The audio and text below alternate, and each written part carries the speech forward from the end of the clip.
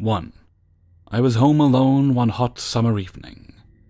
My parents were out on business, and I was enjoying the time alone to do whatever I wanted. We lived in a 2-bedroom first-floor apartment at the time. From the front entrance was a hall that opened up into the kitchen. To the left, at the far end of the kitchen, was my room, and to the right of the kitchen was the living room, which connected to a small den. My parents' bedroom was also connected to the living room off to the right. It was around 9 p.m. when I had finished dinner and began my nightly routine of taking out the trash, brushing my teeth, and shutting down for the night. Before retreating to my room, I opened all the windows in the kitchen and living room so that the house would cool down over the night. The windows were all barred, so I wasn't too worried about any funny business happening. I'm a little bit of a security freak, so all the doors in the house have locks, including my bedroom and the bathroom. I shut off all the lights and went to my room to watch TV. At around midnight, I dozed off. I had a weird dream, or rather nightmare, of someone knocking on my door, with the knocking getting progressively louder. It was odd, because in the dream I was laying in my bed, but I couldn't move. The knocking got so blaringly loud until I couldn't stand it. Then I heard a scream and I woke up. My heart was racing, and I was sweating a little, but no damage done. I looked around my room and glanced at my alarm, which read 4 a.m. Seeing nothing out of the ordinary, I brushed the dream off and laid back down. I closed my eyes and suddenly heard knocking on my actual bedroom door. A little delirious, I thought I had slipped back into my nightmare. My eyes shot wide open and I sat up and stared at my door, trying to listen. There were 3 slow knocks that followed. My very first thought was my parents were back early with food or something, and they wanted me to have some. My dad was notorious for knocking on my door when he got home late at night to check on me, sometimes without calling my name first. I always told him it spooked me and he should announce himself when he knocks, but he always forgets. I got up and began walking towards the door, but something felt wrong. When my parents come home, there's usually commotion. They might be having a conversation, or I can hear their keys jingling, my mom's heels, footsteps, something. This time, though, it was dead silent. I stopped halfway to the door and I called out, "Who is it?" No answer. I opened my mouth to call out again, but before I could get the first word out, there were several rapid knocks on the door. Very persistent knocks, as if it was an emergency, and whoever was on the other side needed to get in now. I felt a lump in my throat. My mind was racing, and the first thing I thought of was, what if that's my dad on the other side and he's in trouble? What if he's choking and can't speak? What if he needs my help? I was frozen in place and couldn't move. I said, "Who is it?" once more. Again, nothing. "Please say something. Please tell me who it is. It's not funny," I said. A few moments of silence went by. Suddenly, it was as if someone threw their whole weight against the door. Rapid, loud bangs began attacking the door. Kicks, punches. It was as if there were 3 people on the other side trying to bang the door down. It was so loud that I started crying. I found myself jumping backwards and crawling to the corner of my room. The violent banging went on a few more moments, then silence. I sat in the corner, frozen. My hands were covering my mouth and tears were rolling down my cheeks. I thought this was the end. I was shocked the door still stood, because when I heard the first bang, I thought the frame would come crashing down and whatever was on the other side would instantly enter and end my life. I sat there for a period of time that felt like an eternity. Suddenly I heard clinking, the sound of metal brushing into each other. I knew whatever was on the other side was going through the silverware drawer. If my life didn't end already, this was my last chance, because I wouldn't get another one. I sprang up and climbed onto my dresser sitting against my window. I threw open the curtain and shoved the window down and climbed out as quietly as I could. I fell to the sidewalk and ran to the police station down the road. I was hysterical and told them what had occurred. That night my parents were called and they did an investigation of my house. The only things out of place were a cigarette butt left at the base of my bedroom door and a butter knife on the kitchen table. In the following months we moved out of that apartment, and thankfully, I can say that was the most excitement I'd ever been through. I soon went to college, graduated, moved to a new state with my family nearby, and my life is continuing as normal. I'll never know if it was a prank that night or someone was actually out to get me.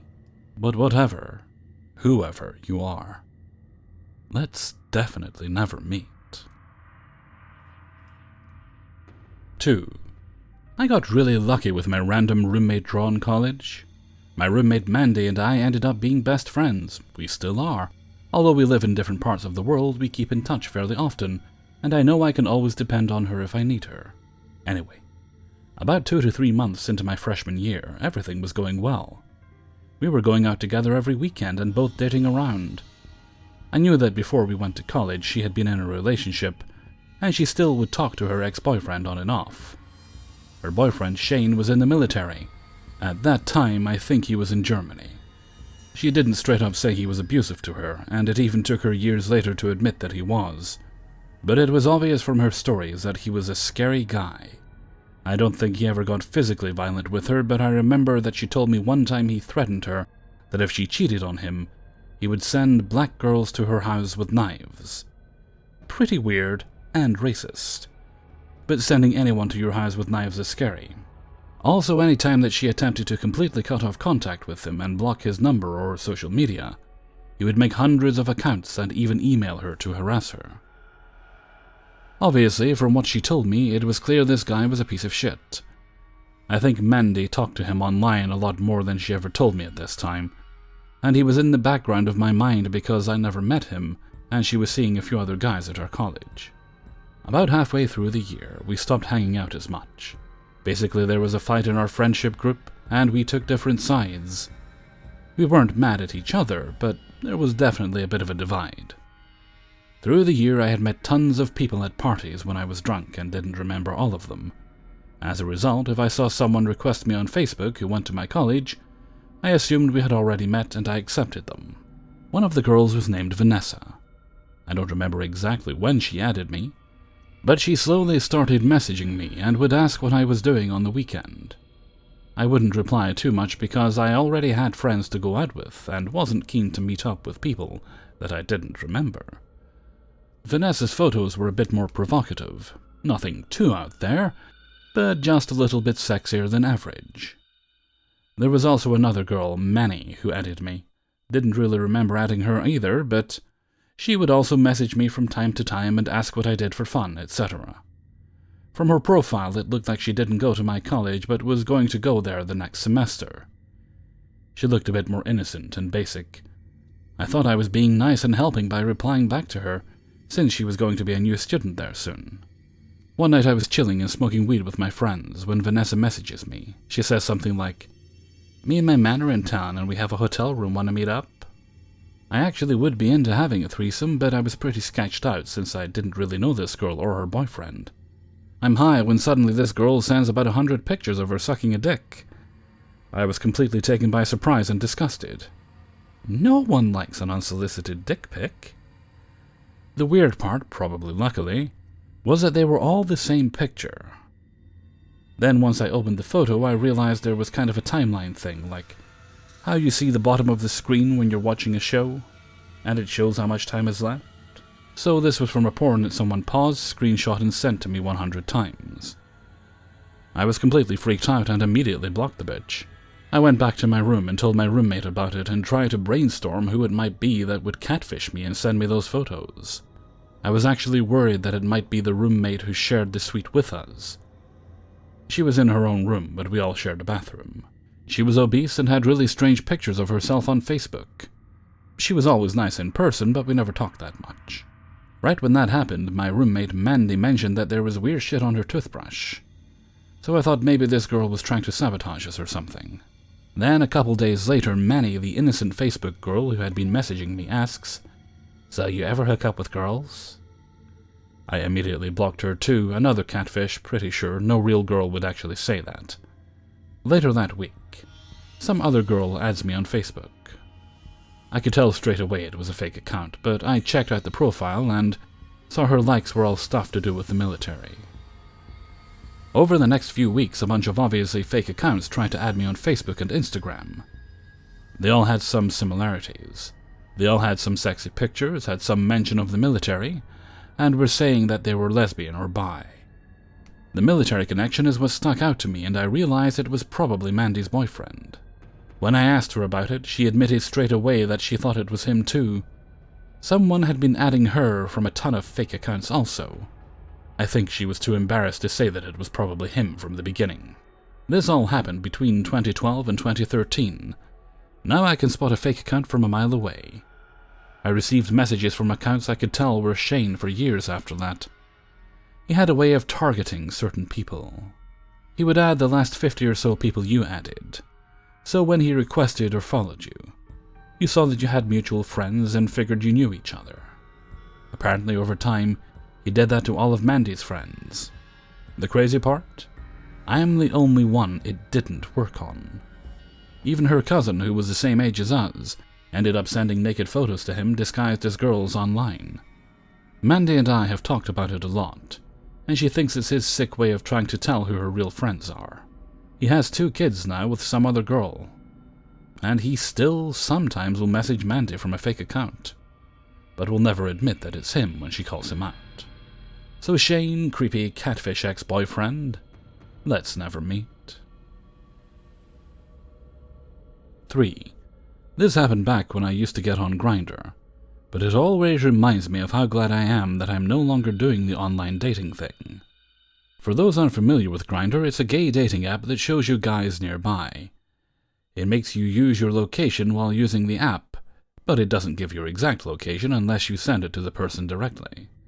Anyways, I got a message from a blank profile, no name, no pic, and no bio.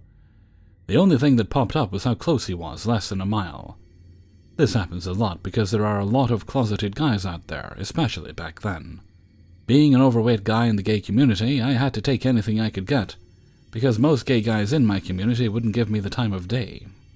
He started off nice enough, introduced himself as Jesus, and asked how I was doing and all that sort of small talk. He told me he was into chubbier guys, and after exchanging pics, we both agreed we found the other one attractive. He asked me if I'd like to come over to play video games and maybe have some fun. I'd only met a couple guys off Grindr, and although we had some good times, it ultimately didn't pan out. However, I had met them somewhere public first, so I'd never met anyone at their place or had anyone come over to mine. I figured it had been long enough and some casual fun might be nice. Plus, he was really cute and actually my type. He agrees to come pick me up since I'm only a few blocks away. Apparently, he lived in a nearby trailer park. I decide I'd like to shower first, and he says he'll head over. Then he says he's really embarrassed to ask, but wonders if I'd be willing to lend him $20. Supposedly he lived with his mom, and she had left for the weekend without any food money for him.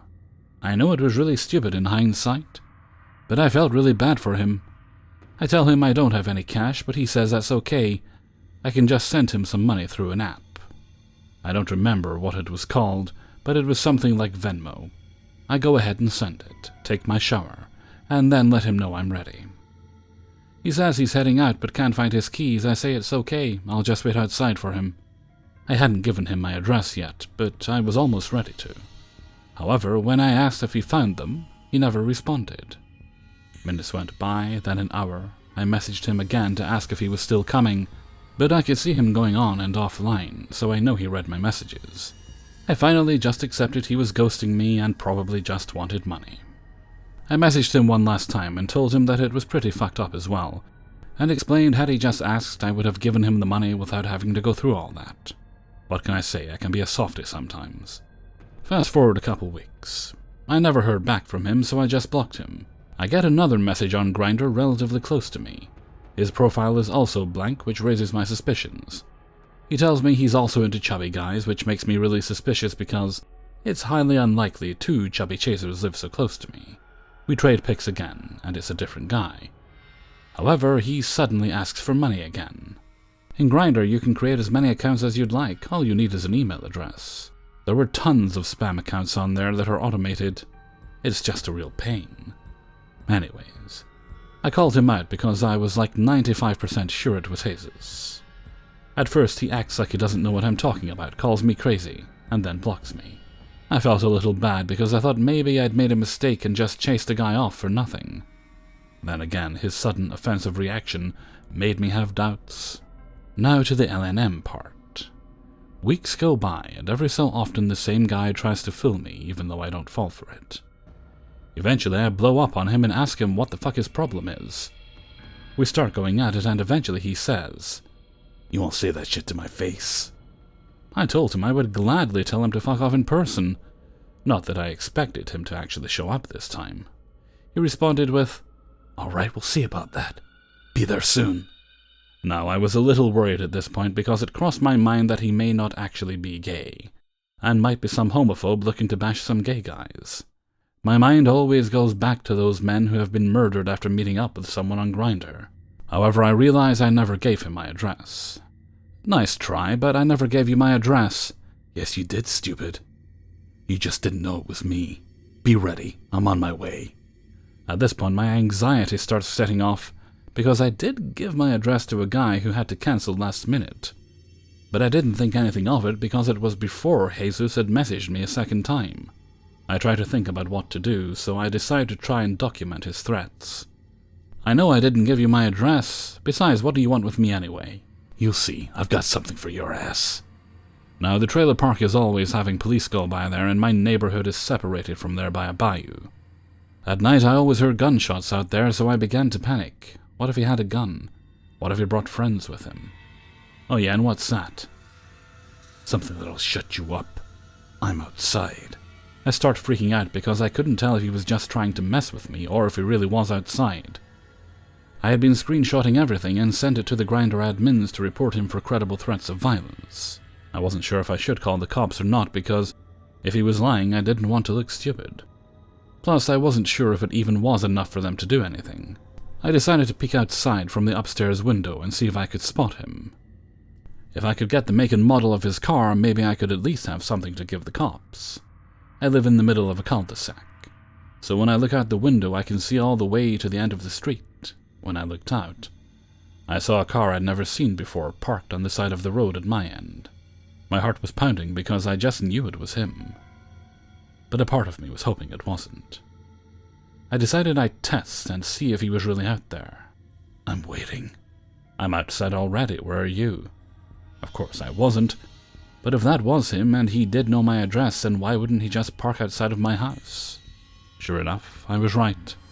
"Yeah, I see you. You're gonna get it now." "Then give it to me, I'm right here." "Just you wait." I knew he couldn't see me from his car because I was peeking out discreetly, and our windows have a privacy shade on them, where people only see a black screen from the outside. A few more minutes go by and the car takes off. I have a feeling that he used Grindr to triangulate the area where my neighborhood was. But of course, he couldn't find my exact house, because it hadn't been him who had given my address to. Grindr later sent me a message saying he'd been banned from the app and they'd contact the local authorities. I never heard anything else after that, so I don't know what became of it. The cops never contacted me if they did pay him a visit, and I never heard from him again. Now I'm married, so I don't use Grindr anymore, thankfully. Still, it took a while before I was able to sleep soundly after that. I rarely left the house, and when I did, I always made sure his car wasn't around anywhere. In hindsight, he was probably just a stupid kid wanting to troll people. Still, creepy Grindr guy, let's not meet. Hey everybody, Hellfreezer here, and thank you very much for listening to 3 True Scary Stories, episode 421. And thank you very much to everybody who allowed me to use their stories in this video. Bit of a late start for me tonight. Not that I woke up super late, I should have sent emails yesterday, but I left it a bit late, so we did manage to pull everything together in the end. That was okay, it was never a major concern, but it did mean I started a little bit later. Bad Hellfreezer, don't do it again. Happy to say that I did actually do everything I set out to do at the weekend, got the gardens and everything tidied up, and I did start working out again. Nothing major yet, just easing myself back into it. I don't want to pull any muscles or anything. But no, just did a little bit of weightlifting, make sure I was more physically active, and I'm going to work up. I'll continue watching videos and tutorials and things. I mean, the last time I worked out, I didn't have... Well, I did have access. It was a few years ago. I kind of got into it briefly, then I think I got sick or something, and I had to stop. But when I was working out with a degree of regularity, I was doing it every day at one point. And I certainly did reap the benefits of doing it every day. I felt a lot better, a lot stronger. I didn't have... Well, actually, no, I did have. I just never thought to use the internet. I never thought to look on places like YouTube. And actually, I was doing it regularly. Yeah, YouTube did exist. And maybe it wasn't quite what it is now, but YouTube did exist. So I'll certainly be making use of those resources. Deciding to work out a proper exercise regimen for myself. I don't think I'll need to be doing it daily. Maybe 4 days a week would be enough to start with, and we'll see where it goes from there. Okay, and with that I'm going to head off for now. So until next time, thank you very much for listening, and take very good care of yourselves.